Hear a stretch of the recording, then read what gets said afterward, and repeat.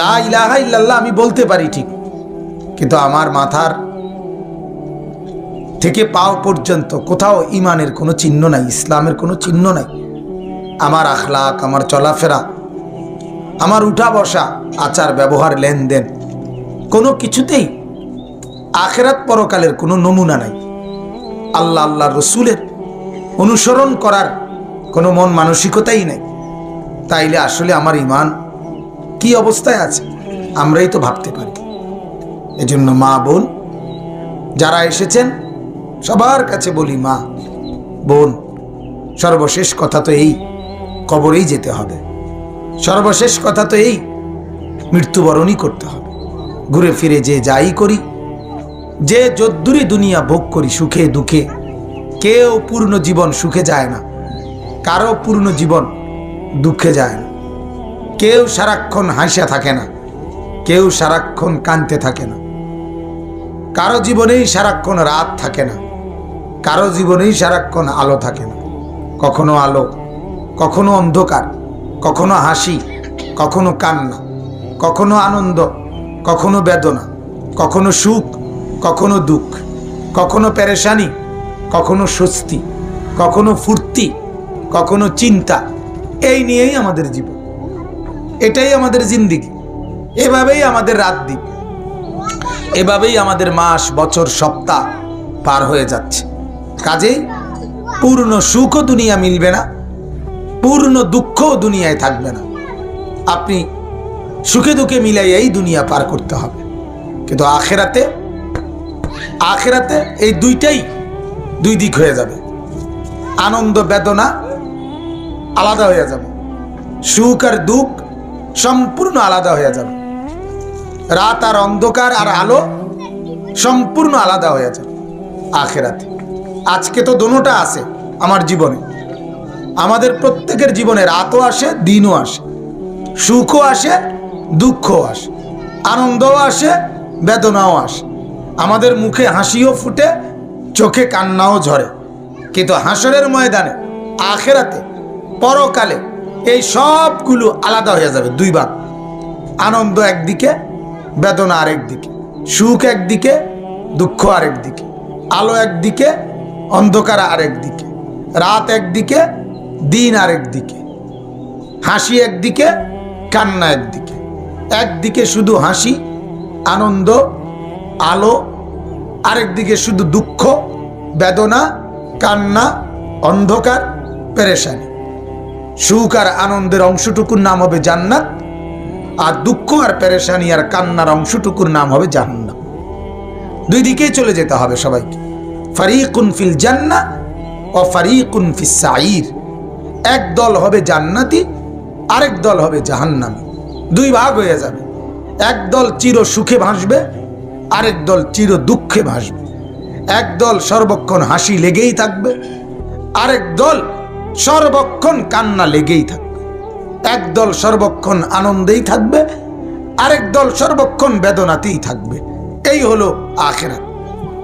আখেরাত কাজেই আমার মা, আমার বাবা, সবার কাছে আমি আমাকেও বলি, যেহেতু আমি দুনিয়ায় যত চেষ্টাই করি, যত মেহনতি করি না কেন, সারাক্ষণ সুখে কাটানো সম্ভব না, সারাক্ষণ আনন্দে থাকা সম্ভবই না, সম্ভবই না। সারাটা হায়াত দুনিয়া হাসবো, এটা হবে না। তো যেহেতু এটা সম্ভবে না, সৃষ্টিগতভাবেই সম্ভব না, তো অনর্থক কেন আমি শুধু দুনিয়া নিয়ে পড়ে থাকব? এজন্য আমরা প্রত্যেকেই আপনাদের কাছে প্রতি মাসে এই ইসলাহি মজলিসের মাধ্যমে এই কথাটাই মনে করি, আপনাদেরকে বারবার বারবার বারবার এ কথা মনে করাইতে চাচ্ছি যে মা, আপনি আখেরাতটা ভাবেন, যেখানে হয় চির সুখ মিলবে, নয়তো চির দুঃখ মিলবে। চির হাসবেন অথবা চির কাঁদবেন, চিরকাল আনন্দে থাকবেন অথবা চিরকাল বেদনায় থাকবেন। এটাই হলো মূল চাওয়া পাওয়া, এটাই হওয়া উচিত। হযরতে আসিয়া, ফেরাউনের স্ত্রী, ফেরাউন ওনাকে সর্বোচ্চ জুলুম করছে, সর্বোচ্চ নির্যাতন করার পরেও স্বামী হয়ে স্ত্রীকে অপরিসীম নির্যাতন করছে, অথচ স্বামী সে। ফেরাউন তো আসিয়ার স্বামী, কিন্তু কালেমা গ্রহণ করলো কেন? এত জুলুম নির্যাতনের পরেও হযরতে আসিয়া বলছে, ফেরাউন আরো জুলুম হোক, আরো নির্যাতন হোক, কিন্তু দুনিয়া ছেড়ে দেওয়া যায়। তোমার মতো স্বামীকে ত্যাগ করা যায়, রাজপ্রাসাদ ত্যাগ করা যায়, রানীর মর্যাদা ত্যাগ করা যায়, কিন্তু ফেরাউন তুমি জানো না, আল্লাহকে ছেড়ে দেওয়া যায় না, ঈমান ছেড়ে দেওয়া যায় না, আখিরাত ভোলা যায় না, আল্লাহকে বাদ দেওয়া যায় না। এভাবে বলছে। শেষ পর্যন্ত জীবন্ত আসিয়াকে ফেরাউন বলছে জীবিত অবস্থায় পেরেক দিয়া আটকাইয়া, পুরা শরীরে পেরেক মাইরা, তার কাটা পেরেক মাইরা, এরপরে বলছে তাকে গরু এবং ছাগলের চামড়া যেভাবে ছিলে ফেলে, এইভাবে জীবিত অবস্থায় তার চামড়া ছিলতে শুরু করে।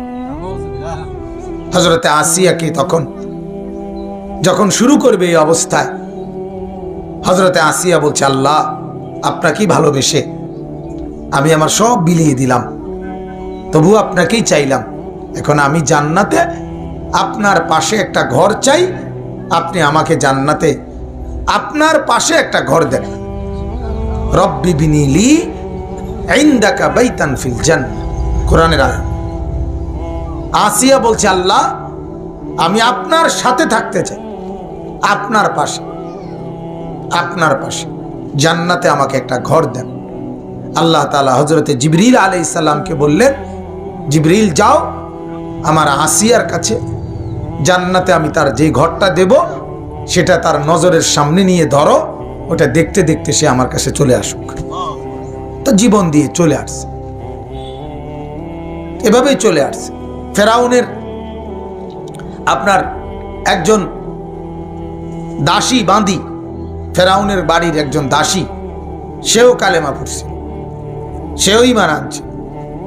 ফেরাউন যখন টের পাইছে, তখন ওই দাসীর দুইটা বাচ্চা ছিল, একটা বাচ্চা ছোট হাঁটে, ছোট আর একটা কোলে, এই অবস্থায় কালেমা পড়ছিল মুসা নবীর উপরে। ফেরাউন তখন বড় কড়াইয়ের মধ্যে তেল গরম কইরা, উত্তপ্ত তেলের মধ্যে তার একটা বাচ্চাকে আপনার ওটার মধ্যে ফেলে দিছে। বাচ্চাটা সাথে সাথে জ্বলে পুড়ে ছাই হয়ে গেছে। এরপরে ফেরাউন বলছে ওই দাসীকে যে তুমি কালেমা বাদ দাও, ত্যাগ করো ঈমান, তাইলে তোমাকে তোমার এই ছোট বাচ্চা যেটা কোলের, নাই তো এটাকেও এখানে জ্বালায় ফেলবো, তোমাকেও জ্বালায় ফেলবো। তখন সে বলছে অসম্ভব কথা, আমি ঈমান ছাড়তে পারি না। তখন ছোট বাচ্চাটা, এই কোলের বাচ্চাটাকেও ছিনায় নিয়ে ওইটাকেও তেলের মধ্যে ফেলে ওটাকেও শেষ করে ফেলছে। কিন্তু এই মেয়ে, এই দাসী দুইটা কন্যা তার চোখের সামনে জ্বালায় ফেলছে, এরপরেও সে ঈমান ছাড়ে নাই, এরপরে তাকেও জ্বালায় ফেলছে। এই তিনজনকে একত্রে জ্বালায়া হাড্ডি গুড্ডিগুলো যেখানে ফেলে দিছে আমরা কিতাবে পড়ছি। এবং হযরত মাওলানা তারেক জামিল সাহেবের বয়ানেও শুনছি। আপনার এই তিনজন, দুইটা মেয়ে আর একজন দাসী, এই তিনজনের হাড্ডি গুড্ডিগুলো যে জায়গায় ফেলে দিছিল, ওই জায়গাতে সেই কত যুগের আগের কথা, ফেরাউনের আমলের ঘটনা, তারও বহু হাজার বছর পরে আমাদের নবী সাল্লাল্লাহু আলাইহি ওয়াসাল্লাম যখন মেরাজে যাচ্ছিলেন বুরাকে চড়ে, তখন যাওয়ার সময় এক জায়গা দিয়ে যাইতে গিয়ে মাটি থেকে, জমিন থেকে মেশকের গ্রান, অত্যন্ত দামি সুগ্রান আল্লাহর নবীর নাকে লাগতেছিল। আল্লাহর নবী সাল্লাল্লাহু আলাইহি ওয়াসাল্লাম জিজ্ঞেস করছেন, জিবরিল জমিন থেকে, মাটি থেকে কিসের গ্রান উঠতেছে যেটা আমার নাকে লাগতেছে? হযরতে জিবরিল আলাইহিস সালাম বললেন, ইয়া রাসূলুল্লাহ, আজ থেকে বহু বছর আগে সেই ফেরাউনের এক দাসী ঈমান আনবার কারণে তার দুইটা বাচ্চাকে নিয়ে তাকে আগুনে জ্বালায় ফেলা হয়েছিল। এই মহিলা এবং তার দুই বাচ্চার হাড় গোড় এখানেই ফেলছিল, সেই হাড় গুড় থেকে আপনার নাকে এই মেশকের গ্রাণ লাগতেছে। ওই ওদের ওই ইমানদার নারী আর তার 2 কন্যার। কি আশ্চর্য কথা, কেমন অবাক করা ব্যাপার যে আল্লাহ তাআলা ইমানের বরকত কি দান করছে। এজন্য আপনাদের কাছে আমাদের অনুরোধ, আখিরাতকে নিয়ে ভাবেন মা। এই মাসে একদিন আপনাদেরকে কষ্ট করে আনা হয় আখিরাত মনে করাবার জন্য, পরকাল মনে করার জন্য। মা বোনদের জন্য স্বামীদের কোনো আয়োজন নাই। স্বামীরা দুনিয়া শুধু ভোগ করে।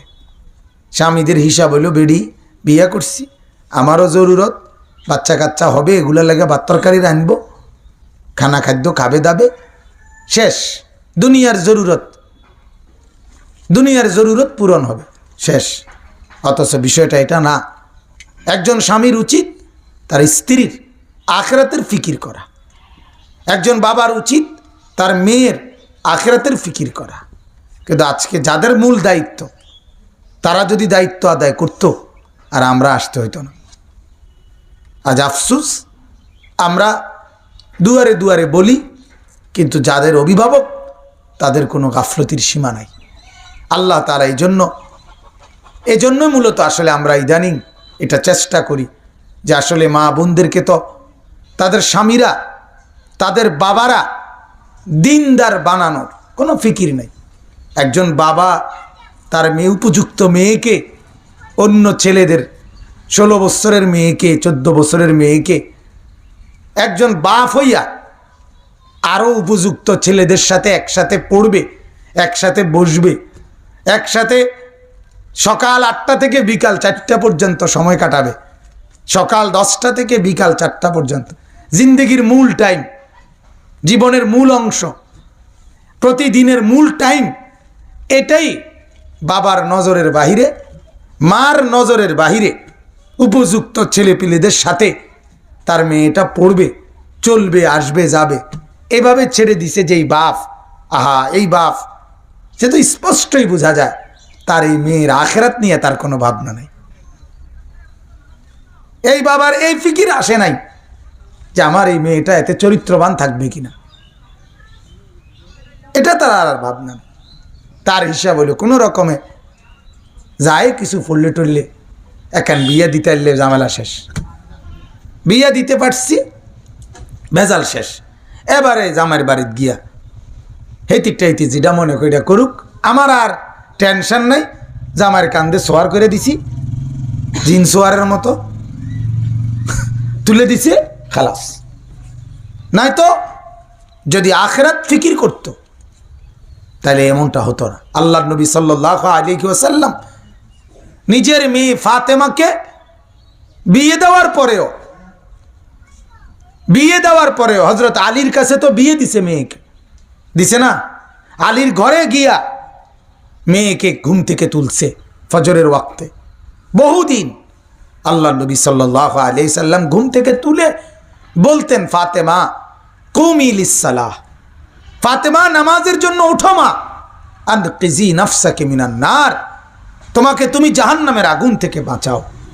ফা ইন্নী লা উগনি আনকা মিনাল্লাহি শাইআন, ফাতেমা আমি মুহাম্মদের মেয়ে, এই পরিচয় দিলে হাসরের ময়দানে আমি তোমার কোনো উপকার করতে পারবো না।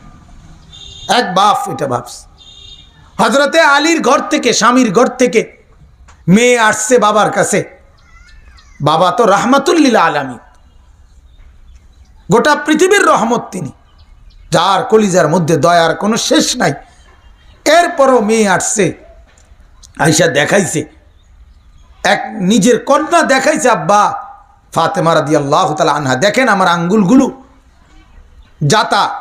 তখনকার দিনে 2টা পাথরের গোল গোল, যেটার মাঝখানে একটা ডান্ডার মতো থাকতো, এগুলো ঘুরাইলে আপনার আটা পিসতো, এগুলো ঘুরাইয়া গম বানতো। এরপর আরও কলুই না কলুই, এগুলারে কি করতো, কলুই বানাইতো ডাইল আপনার আমি তো দেখছি, আমার একবার ছোটোবেলায় আফসা মনে আছে, আমি দেখছি আমার দাদি যে এগুলো ঘুরাইতো, আমি দেখছি এটা, এগুলারে জাতা বলে। সমান সমান গোলাকার দুইটা পাথর, মাঝখান দিয়ে একটা কি আংটার মতো, এটা ঘুরাইতো। তো আয়েশা রাদিয়াল্লাহু আরে ফাতেমা বলে, আব্বা এই জাতা ঘুরাইতে ঘুরাইতে, আটা পিষতে পিষতে আমার আঙ্গুলগুলো সব কড়া কড়া ফেরে গেছে, দাগ হয়ে কড়া হয়ে গেছে, শক্ত হয়ে গেছে আঙ্গুলগুলো, গোড়া গোড়া। আর প্রতিদিন কূপ থেকে এই রশি দিয়া পানি তুলতে তুলতে কাঁধে টাইনা আমার এই কাঁধের মধ্যে দাগ পড়ে গেছে। আমার একটা দাসী দেন, আপনি যুদ্ধের ময়দান থেকে অনেক দাসী পাইছেন, আমাকে একটা দাসী দেন, সে আমার একটু সহযোগিতা করলে আমার একটু উপকার হবে। আজ আমরা সোফা, গ্যাস সিলিন্ডার, এরপরে আপনার ফ্রিজ, এরপরে এসি, এরপরে আপনার কাপড় ধোয়ার জন্য ওয়াশিং মেশিন, এরপরেও হেবুডির এই সংসারে কামে করিয়া গেলাম। হেবুডি শুধু কামে করিয়া গেছে, হেবুডি শুধু জীবনটা দিয়া লাগছে, মানে উনার থেকে বেশি কষ্ট পৃথিবীর কোনো যুগে কেউ করে নাই। এই সব থাকার পরেও এত সুখের এত আয়োজন, সুখের এত আয়োজন, এত কিছু থাকার পরেও, এত কিছু থাকার পর সব এগুলো না, শুধু আরো বহু কিছু, আবারও বহু কিছু, ব্লেন্ডার মেশিন, কথা কর না কেন, এরপরে দিয়ে আপনার এই যে হ্যাঁ চালের তো হ্যাঁ এর দান, আমি তো দেখছি মা আমারে বলছে যে ফুত তোর দাদা বিরাট বড় সংসার করত, তো একটু কোনো রকমে চুরি করে গোপনে তোদেরকে একটু দুধ খাওয়াইতাম। আবার দাদায় ডাক দিলে আমার মা করে তো দৌড়াই আইসা সারাদিন ধান লইতো, সারাদিন। আবার মাগরিবের থেকে নিয়া বড় বড় টিনের মধ্যে কইরা এগুলো আবার এই মহিলারাই সিদ্ধ করত। কয়ের ভিতরে দিয়ে ভীষণ কানলে বাচ্চা কদ্দুর দুধ খাওয়াইতো, তাও দাদা ধমকাইতো, হ্যাঁ কোন সময় গেছে গা খবর নাই। এভাবেই তো ছিল আগের মুরব্বীরা, এরা শুধু আমার দাদা না, সবার সংসারেই এমনই ছিল।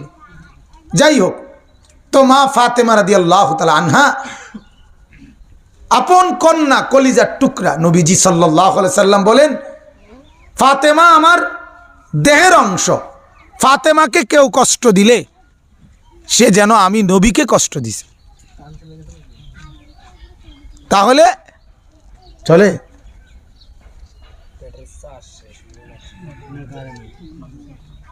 জি, ফাতেমাকে আল্লাহর নবী বলেন কেউ যদি ফাতেমাকে কষ্ট দেয় তো সেটা যেন আমি নবীকে সরাসরি কষ্ট দেয়। এত আদর করতেন যেই ফাতেমাকে, সেই ফাতেমা যখন বলল আমার একটা দাসী দেন, এবং আসিলও তখন, মানে যুদ্ধের ময়দান থেকে দাসী পাইছে এটা দেখেই আইছে উনি, তবু আল্লাহর নবী বললেন ফাতেমা তোমাকে আমি দাসী দেব নাকি তার চাইতে উত্তম কিছু দেব? ফাতেমা রাদিয়াল্লাহু তাআলা আনহা বললেন আব্বা এর চাইতে যদি উত্তম কিছু থাকে তাহলে সেটা দেন।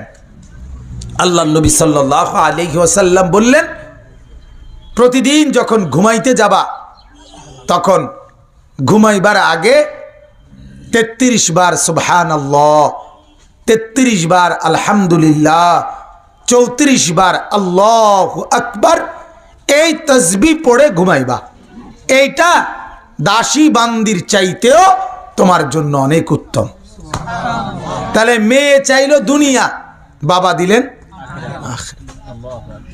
সন্তান চাইছিল দুনিয়া, কষ্টে পয়রা চাইছে, তবু আল্লাহর নবী বলে নাই, বলছে ফাতেমা এখনো গরিব সাহাবীদের ঘরে ঘরে দাসী বান্দি পৌঁছে নাই, এই অবস্থায় আমি কিভাবে তোমাকে দেই? তুমি এই তাসবিহ পড়ো, এটাই তোমার উত্তম হবে। তাইলে আমি অনুরোধ আপনাদের কাছে, মা বোন আপনারা যারা আসছেন, আপনারা মডেল হন মা, আপনারা আরও বেপর্দা নারী যারা চতুর্দিকে আছে আপনারা তাদের জন্য আপনারা আদর্শ হন, অর্থাৎ আপনাদেরকে দেখে যেন আরও মহিলারা নেককার হয়। মা একটু ফিকির করেন, নিজের উপরে একটু দয়া করেন, নিজের উপরে একটু রহম করেন। এক সন্তান, আমি বললাম, মা আপনি মার কাছে, মা নিজেকে বরবাদ করেন না, নিজেও বরবাদ হইয়েন না।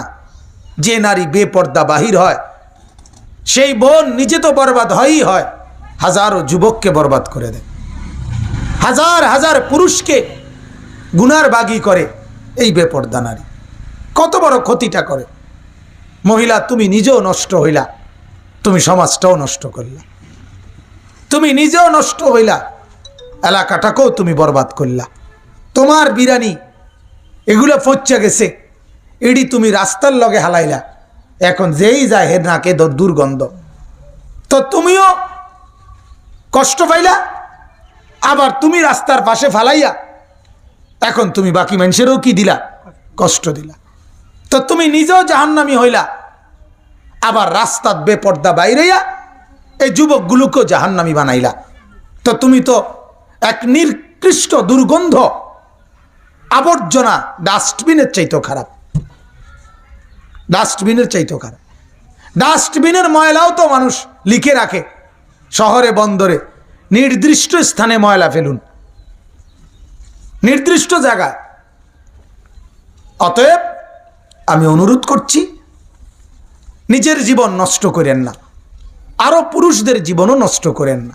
আল্লাহ তাআলা আমাদেরকে তৌফিক দান করুক। যে আয়াতখানা সূরা নিসার প্রথম আয়াত আমরা পড়তেছি, আগেও পড়েছি, এখনো পড়লাম, এই আয়াতের তরজমা আজকে শোনেন।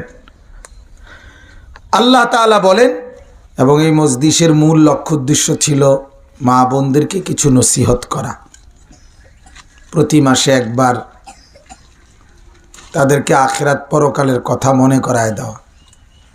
যদিও একই কথা বারংবার, এরপরেও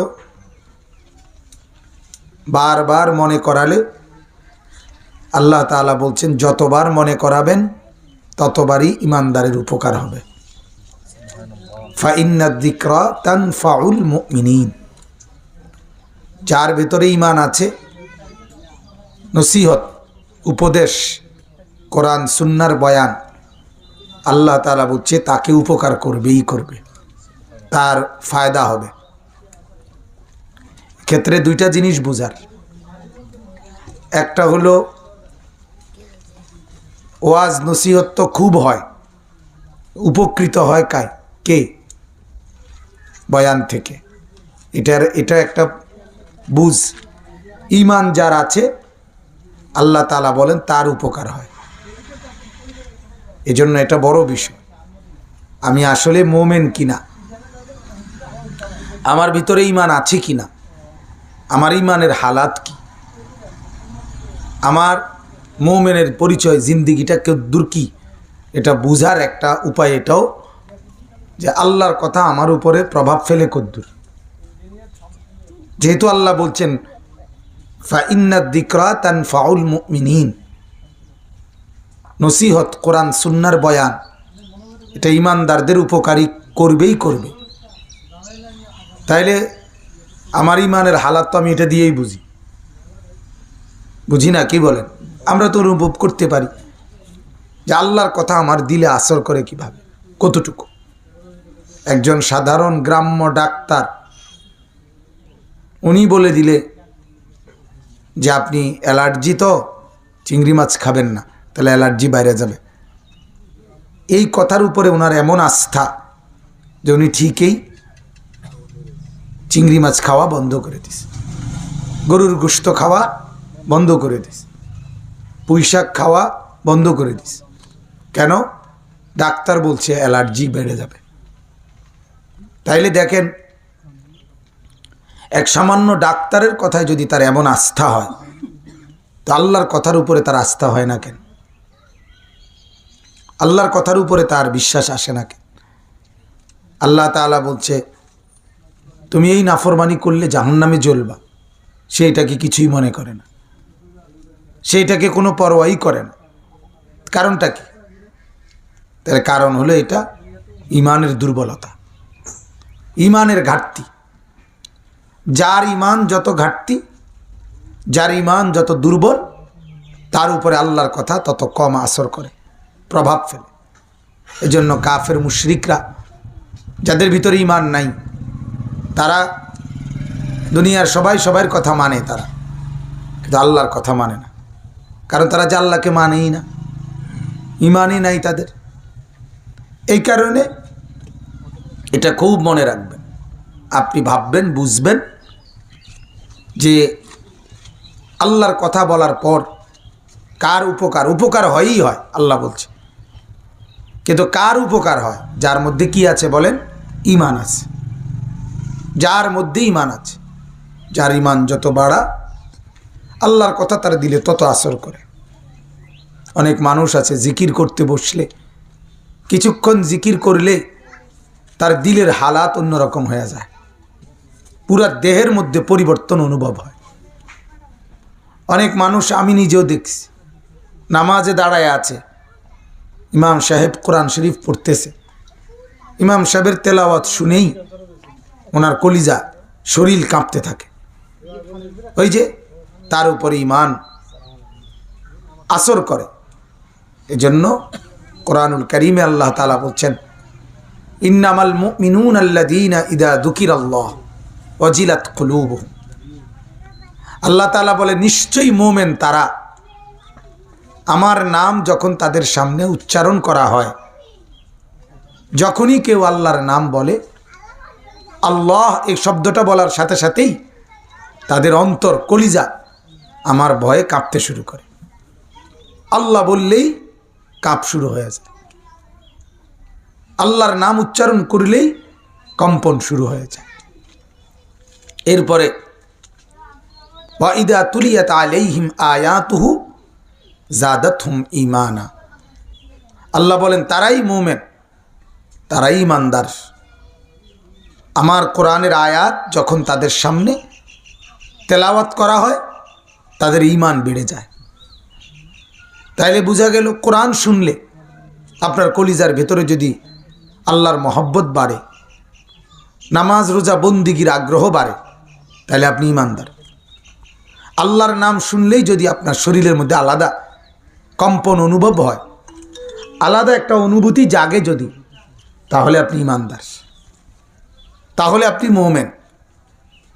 এ কারণে এটা খুব খেয়াল করা উচিত। মারা দেখেন, মসজিদের আজান হইতেছে, আপনার শরীরে, চেহারায় কোনো রকম পরিবর্তন নেই, নামাজের ওয়াক্ত চলে যাইতেছে, আপনি বাজারে ঘুরতেছেন, মার্কেটে সামান্য কাপড় চোপড়, জুতা, গহনা, অথচ আসরের ওয়াক্তও শেষ, মাগরিবের ওয়াক্তও শেষ। একটা সময় আমাদের দেশে অনেক বেশি এই প্রচলনটা ছিল। মা চাচিরা, সব শ্রেণীর মহিলারা যখনই মসজিদে আজান হইতো, আজানের আওয়াজ শুনলেই নড়ে চড়ে বসত, মাথার ওড়না টাইনা দিত, একটু ডাকতো, মানে মনে বুঝতো যে আল্লাহর নাম বলছে। তাহলে বোঝা গেল, আল্লাহর নামটা বলার সাথে সাথেই তাদের কলিজার ভিতরে এটা আসর করছে, যার কারণে চেহারায়, শরীরের মধ্যেও এটার প্রভাব পড়ছে, যে ওড়নাটা টাইনা দিত। এখন আইসা আমাদের মা বোনরা অনেক সাহসী হয়ে গেছে, এখন আর আল্লাহকে পরোয়াও করে না, এখন আর আজানকে মূল্যায়নও করে না। আজান হচ্ছে, কিন্তু উনি মার্কেটে বসে শুনতেছে আজান, বাজারে, তো উনি ওনার মতোই ঘুরতেছে, কোনো পরিবর্তন নাই, শরীরেও না, চেহারায়ও না, মাথার ওড়নায়ও না। এজন্য আসলে আমরা তো আপনাদের কাছে এই উদ্দেশ্যে বলি, আলহামদুলিল্লাহ, প্রতিনিয়ত বলতে থাকি, আল্লাহর কথা বলতেছি, কিন্তু ওই যে বললেন, এটা যদি প্রশ্ন করেন, এত ওয়াজ আপনার শুনে কে, মানে কে? আল্লাহ তাআলা বলছে, ঈমান যার আছে সে মানে, ঈমান যার আছে সেই মানে, তারই উপকার হয়। এজন্য প্রত্যেকেই যাচাই করেন আপনার ঈমানের হালাত কি। আমার শায়েখ আল্লামা মুফতি মুশতাকুন নবী সাহেব হযরত দামাত বারাকাতুহুম অহরহ এই কথা বলে যে, ভাই, মাঝে মাঝে উচিত প্রত্যেকেই নিজ নিজ ঈমানের পরীক্ষা নেওয়া। আমার ঈমান ঠিক আছে তো? আমার ইমান আছে তো, এটাকে যাচাই করা উচিত। শুধুমাত্র লা ইলাহা ইল্লাল্লাহু মুহাম্মাদুর রাসূলুল্লাহ এই বাক্যটা আমি মুখস্থ পারি, এটার নামই ইমান না। এটা অনেক কাফের মুশরিকরে বললেও সে বলতে পারবে, অনেক হিন্দু ছেলেকে জিজ্ঞাসা করলেও সে এটা বলতে পারবে, কিন্তু এই শব্দটা বলা এটাও ইমানের কালেমা, কিন্তু এটাই যথেষ্ট না। তা আমি শুধুমাত্র এটা যখন দরকার লাগে এটা বলতে পারি,